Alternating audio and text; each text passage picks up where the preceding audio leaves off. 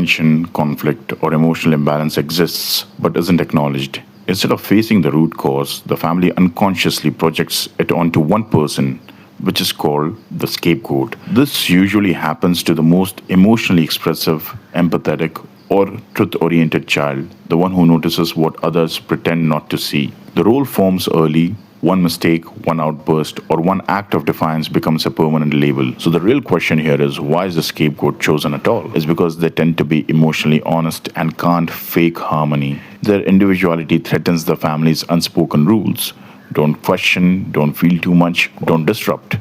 Families prefer emotional comfort over truth, so the person who disrupts that comfort becomes the problem. Often they're compared unfavorably to a golden child, deepening the divide. As a result, they experience chronic misunderstanding. Whatever they say or feel is twisted or dismissed. They experience constant self doubt. They begin to think, maybe I really am the issue, or a feeling of emotional isolation. Even in a full house, they feel alone. And there is an underlying sense of guilt or shame for things that are beyond their control. Because of this family dynamic, they develop certain personality traits over time.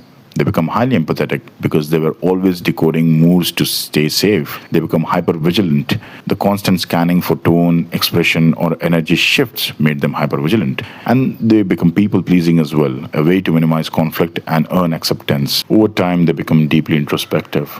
They analyze everything: feelings, words, intentions. They learn early that no one will validate their truth, so they build their own. Because of what they were subjected to and what they endured, there are certain life patterns that emerge. They attract controlling or emotionally cold partners or friends because the pattern feels familiar. They over explain themselves because they're used to being misread. They struggle to accept praise or even compliments because it feels undeserved. They feel responsible for other people's moods or comfort. They either become extremely high achieving or completely withdrawn, both as ways to prove or protect themselves.